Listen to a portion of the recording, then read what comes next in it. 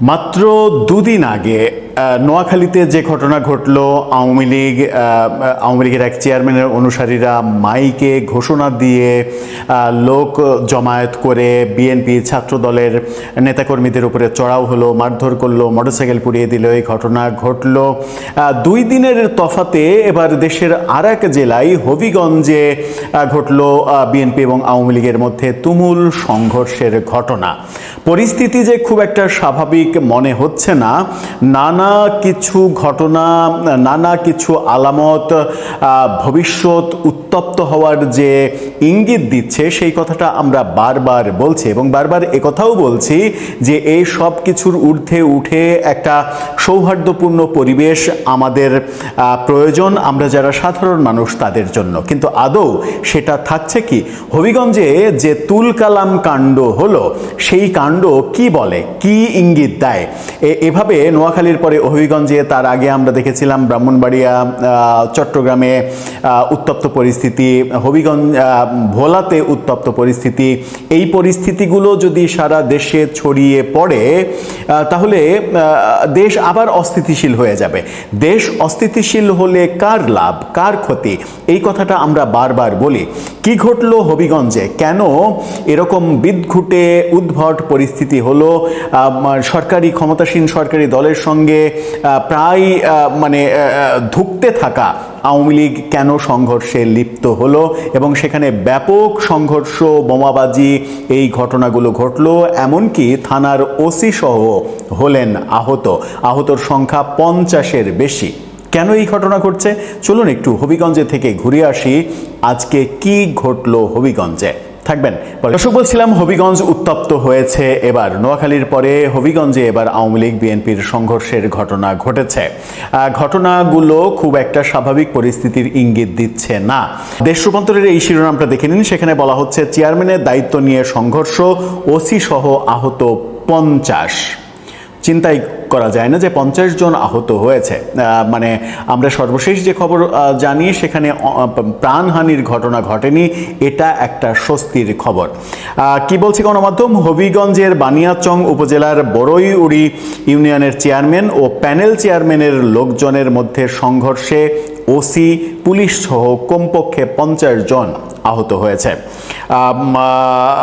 কালাইনজোড়া গ্রামে সংঘর্ষকালে পরিস্থিতি নিয়ন্ত্রণে আনতে টিয়ার গ্যাস ও সাউন্ড গ্রেনেড ব্যবহার করে পুলিশ। সেখানে ককটেল বিস্ফোরণের ঘটনাও আমরা দেখেছি। যে ভিডিও সামাজিক যোগাযোগ মাধ্যমে ছড়িয়ে পড়েছে তার 1-2 সেকেন্ড একটু দেখে আসুন যে কি অবস্থা, কিভাবে ধোঁয়ায় এবং শব্দে প্রকম্পিত হচ্ছে চতুর্দিক এবং প্রচুর লোকের জটলা। এই যে দৃশ্য বলে দেয় যে ওখানে খুব একটা স্বাভাবিক পরিস্থিতি ছিল না। স্থানীয়দের বরাতে বানিয়াচং থানার ভারপ্রাপ্ত কর্মকর্তা শেখ নাজমুল হক তিনি বলেছেন, ওই ইউনিয়নের চেয়ারম্যান ও আওয়ামী লীগের ইউনিয়ন সভাপতি ফরিদ মিয়া জুলাই আন্দোলনের আসামি হিসেবে কারাগারে ছিলেন। এ সময় তার অনুপস্থিতিতে ভারপ্রাপ্ত চেয়ারম্যানের দায়িত্বে ছিলেন 5 নম্বর ওয়ার্ডের মেম্বার ও প্যানেল চেয়ারম্যান কফিল উদ্দিন।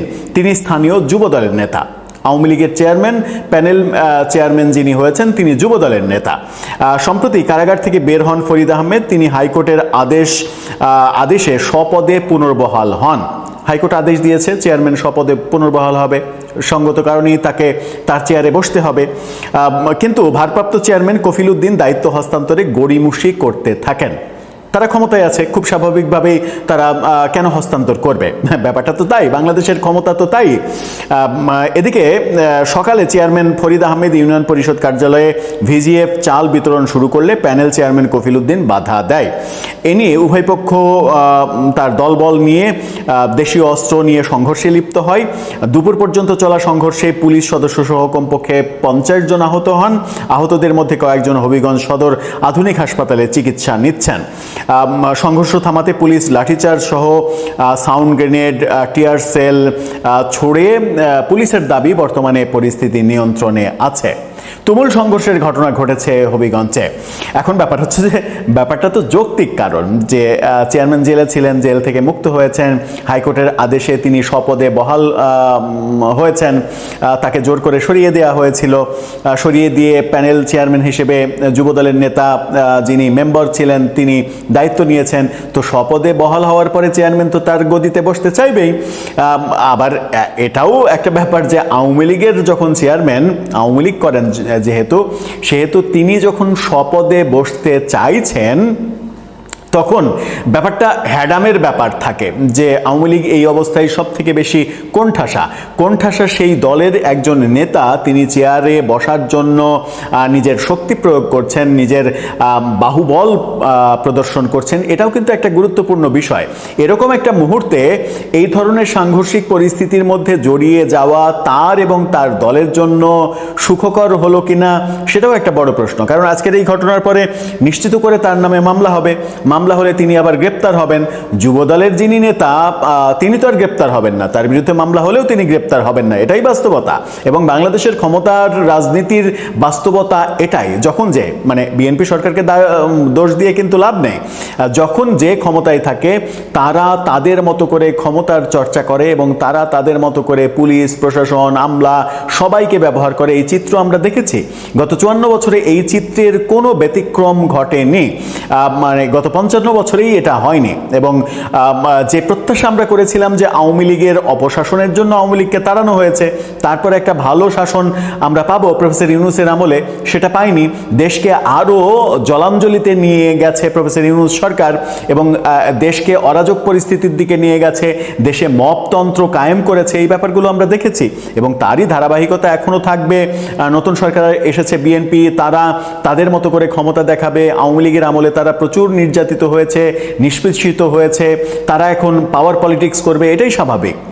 এর থেকে ব্যতিক্রম কোনো শাসন ব্যবস্থা যদি কোনো রাজনৈতিক দল, যদি কোনো সরকার দিতে পারে, সেদিন হয়তো বাংলাদেশের রাজনৈতিক চেহারা পরিবর্তন হতে পারে। তার আগে সেটা প্রত্যাশিত নয়। কিন্তু সেই দিন আদৌ বাংলাদেশের ভাগ্যে সেই দিনের সূর্য উদিত হবে কিনা সেটাও কিন্তু কোটি টাকার প্রশ্ন।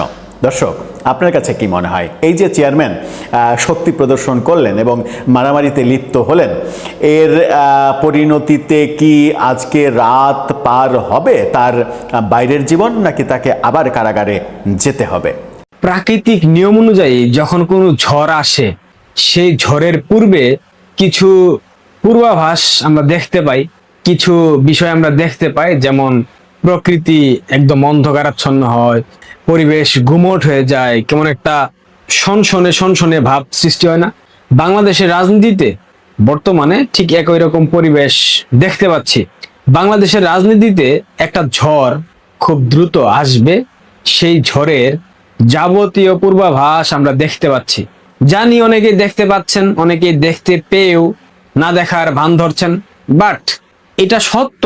বাংলাদেশের রাজনীতিতে খুব শীঘ্রই এমন একটা ঝড় আসবে, এমন একটা সাইক্লোন আসবে, এমন একটা জলোচ্ছ্বাস আসবে যেটায় বাংলাদেশের স্বাধীনতা বিরোধী শক্তি, রাজাকার, দেশদ্রোহী, চক্রান্তকারী, ষড়যন্ত্রকারী সবাই একযুগে ভেসে যাবে। বিশ্বাস হচ্ছে না? বাংলাদেশ আওয়ামী লীগ কেন ফিরবে জানেন না? বাংলাদেশ আওয়ামী লীগ ঠিক এ কারণে ফিরবে, 5 আগস্টের সেই জঙ্গি উত্থানের মধ্য দিয়ে গণভবন দখল করার পর একজন 70 ঊর্ধ্ব বয়স্ক নারীর অন্তর্বাস নিয়ে উচ্ছ্বাস প্রকাশ করেছিল বাংলাদেশের তথাকথিত এই প্রজন্ম, জেনজি। বাংলাদেশের অসভ্য ইতর বদমাইশ কিছু মানুষ যারা রাষ্ট্রের সম্পদ চুরি করেছিল, গণভবন লুট করেছিল। 5 আগস্টের সেই জঙ্গি উত্থানের দিন গণভবন উন্মুক্ত করে দেওয়ায় অনেকটা ভালো হয়েছে, কারণ বাংলাদেশের এই তথাকথিত বদমাইশদের, এই জিহাদি জঙ্গিদের প্রকৃত চরিত্র পৃথিবীর মানুষ দেখেছে এবং সারা বাংলাদেশ সহ পৃথিবীর সবাই দেখেছে বঙ্গবন্ধু কন্যা শেখ হাসিনা কতটা স্বাভাবিক জীবনযাপন করতেন। এটা জানার প্রয়োজন ছিল। 5 আগস্টের সেই জঙ্গি উত্থানের পর বাংলাদেশটাকে ধ্বংসের দিকে ঠেলে দেওয়া হয়েছে। বাংলাদেশের অর্থনীতি, বাংলাদেশের শিক্ষা, বাংলাদেশের যোগাযোগ, বাংলাদেশের চিকিৎসা খাত, বাংলাদেশের প্রত্যেকটা খাত, বাংলাদেশ নামক রাষ্ট্রের প্রত্যেকটা অর্গানকে ভেঙে ফেলা হয়েছে পরিকল্পিতভাবে। 2024 সালের 5 আগস্টের পরবর্তী পুরো বাংলাদেশের এই বিভৎস পরিস্থিতি দেখে মুক্তিযুদ্ধের পক্ষের মানুষ যারা বাংলাদেশে বাস করেন, বাংলাদেশপন্থী মানুষ যারা বাংলাদেশে বাস করেন, যারা বিন্দুমাত্র স্বাধীনতাকে ধারণ করেন, লালন করেন, সেই মানুষগুলার উপলব্ধি হয়েছে যে তারা কতটা ক্ষতিগ্রস্ত হয়েছে, তারা কি হারিয়ে ফেলেছে। আমি আজ থেকে ঠিক 11 মাস পূর্বে একটা স্ট্যাটাস দিয়েছিলাম ফেসবুকে। আমি লিখেছিলাম বাংলাদেশের মানুষ একটা সময় বঙ্গবন্ধু কন্যা শেখ হাসিনাকে মিস করবে, বঙ্গবন্ধু কন্যা শেখ হাসিনাকে তারা মনে প্রাণে চাইবে বাংলাদেশের রাষ্ট্র ক্ষমতায়। ঠিক সেই দিন হয়তোবা দেখতে পাচ্ছি। গতকাল ভারতীয় গণমাধ্যমে বঙ্গবন্ধু কন্যা একটা সাক্ষাৎকার দিয়েছেন, সেখানে তিনি অনেকগুলা বিষয় বলেছেন। একটা বিষয় আমি শেয়ার করি। অবসরের ভাবনা প্রত্যাখ্যান শেখ হাসিনার। আমার বাবা বঙ্গবন্ধু শেখ মুজিবুর রহমান আমাকে মানুষের দুঃসময়ে তাদের পাশে থাকার শিক্ষা দিয়েছেন। 1981-তে আমি যখন সব হারিয়ে দেশে ফিরেছিলাম, তখন আওয়ামী লীগের কর্মীরাই ছিলেন আমার পরিবার। আজ সেই নেতা কর্মীরা নির্যাতিত, আমি কিভাবে তাদের ছেড়ে বিশ্রামে যাই? গণমাধ্যমগুলাতে, সামাজিক যোগাযোগ মাধ্যমগুলাতে তারেক রহমানের চামচারা, ইউনূসের চামচারা, জামাতের চামচারা, যারা রিফর্ম আওয়ামী লীগ করার পরিকল্পনা করেছিলেন এবং বাংলাদেশ আওয়ামী লীগের ট্যাগ ব্যবহার করে এখনো যারা দলীয় পদ পদবিতে আঁকড়ে আছেন, যারা মূলত গুপ্তচরের ভূমিকায় আছেন, তারাও সর্বাত্মক প্রচেষ্টা চালিয়েছেন কিভাবে আওয়ামী লীগ থেকে শেখ হাসিনাকে মাইনাস করা যায়, কিভাবে রিফর্ম আওয়ামী লীগ গঠন করে তারেক রহমানের বিরোধী দল হওয়া যায়। এই ধরনের চিন্তা যারা করেছেন তারা আপাতত এক চামচ লবণ খেয়ে মুখে লেবু ঘষে শুয়ে পড়েন। কারণ আপনাদের সেই চাওয়া পাওয়াকে বঙ্গবন্ধু কন্যা একদম ধূলিসাৎ করে দিয়েছে। দেখেন, বাংলাদেশ আওয়ামী লীগের জন্য যতটুকু বঙ্গবন্ধু কন্যা শেখ হাসিনাকে প্রয়োজন, তার থেকেও বেশি প্রয়োজন বাংলাদেশটাকে নতুন ভাবে গঠন করার জন্য। বাংলাদেশটাকে নতুন ভাবে গড়তে হলে বাংলাদেশের শিক্ষা, বাংলাদেশের চিকিৎসা, বাংলাদেশের অর্থনীতি, এই 3টা সেক্টর অনেক গুরুত্বপূর্ণ, তাই না? এই 3টা সেক্টরকে আবারও আগের মতো করে পুনর্গঠন করতে হলে অবশ্যই বঙ্গবন্ধু কন্যা শেখ হাসিনাকে প্রয়োজন। এই মুহূর্তে বাঙালিকে রক্ষা করতে, বাংলাদেশের মানুষকে রক্ষা করতে, বাংলাদেশের স্বাধীনতা, সার্বভৌমত্ব রক্ষা করতে বঙ্গবন্ধু কন্যার বিকল্প কেউ নাই। বিরোধী মত, বিরোধী দল যারা আছে, আওয়ামী লীগের বিরোধী, তারাও মনে প্রাণে বিশ্বাস করে বাংলাদেশকে রক্ষা করতে গেলে শেখ হাসিনার বিকল্প এই মুহূর্তে কেউ নেই। মানেন আপনারা? মানলে অনেকেই স্বীকার করবেন না, কারণ ওই যে আপনাদের ইগো প্রবলেম। বাংলাদেশের রাজনীতিতে বাংলাদেশ আওয়ামী লীগ প্রাসঙ্গিক ছিল, আছে, থাকবে। আওয়ামী লীগের নিষেধাজ্ঞা প্রত্যাহার করা হবে কি হবে না, আওয়ামী লীগের নিষেধাজ্ঞা কিভাবে প্রত্যাহার করা হবে, কখন প্রত্যাহার করা হবে, এইটা নিয়ে তারেক রহমানের চামচা জায়েদুর রহমান, তোকে ভাবতে হবে না। তুই কে? তোকে ভাবতে হবে? সরকার চাইছে আওয়ামী লীগের কর্মকাণ্ড নিষিদ্ধ থাকুক। প্রধানমন্ত্রী তথ্য উপদেষ্টা জায়েদুর রহমান, সরকার চাইলেই কি, সরকার না চাইলেই কি? তোদের ভিত কি? তোরা কি নির্বাচিত সরকার? বাংলাদেশের 50% মানুষের সমর্থন না নিয়ে ক্ষমতায় বসেছিস, লম্বা লম্বা লেকচার মারিস। আওয়ামী লীগ কি কখনো বিএনপিকে নিষিদ্ধ করেছিল? করে নাই। আবার বলছিস স্থানীয় সরকার নির্বাচনে আওয়ামী লীগের কেউ ভোটে অংশ নিতে চাইলে অবশ্যই দলীয় ট্যাগ ব্যবহার করা যাবে না, ব্যক্তি হিসেবে অংশ নিতে হবে। জায়েদুর রহমান, হু আর ইউ? আওয়ামী লীগ নির্বাচনে অংশ নেবে, স্থানীয় সরকার নির্বাচনে আওয়ামী লীগের প্রার্থীরা অংশ নেবে এবং আওয়ামী লীগের নামে অংশ নেবে। পারলে ঠেকাস, পারলে ঠেকাস। কোনো হুমকি না, বাস্তবতা। বাংলাদেশের মানুষ বাংলাদেশ আওয়ামী লীগকে ফিরিয়ে আনবে তাদের স্বার্থে। শুধুমাত্র বাংলাদেশ আওয়ামী লীগের স্বার্থে বাংলাদেশ আওয়ামী লীগ ফিরবে না। বাংলাদেশের মানুষকে রক্ষা করতে, বাংলাদেশের মানুষকে নতুন ভাবে বাঁচতে শেখানোর জন্য বাংলাদেশ আওয়ামী লীগ ফিরে আসবে। তোর মতো কষা জায়েদ, তোর আব্বা হুজুর তারেক রহমান আওয়ামী লীগকে ঠেকিয়ে রাখতে পারবি? তোকে তুমি বলাটাও বিবেকে বাধে, আপনি বলা তো অনেক পরের কথা। তোর কোনো ক্যারেক্টার আছে? তোর কোনো চরিত্র আছে? তুই মানুষের পর্যায়ে পড়িস? মানুষের বডি শেমিং করা ঠিক না। তুই নিজেকে আয়নার সামনে দাঁড়িয়ে বলিস তো, ভাবিস তো তুই কে, তোর যোগ্যতা কতখানি। এতদিন নীতি বাক্য বলেছিস, এতদিন নীতি কথা বলেছিস, কিন্তু ক্ষমতায় বসার পর তোর সেই নীতি বাক্য পশ্চাৎ দেশ দিয়ে বের হয়ে গেছে।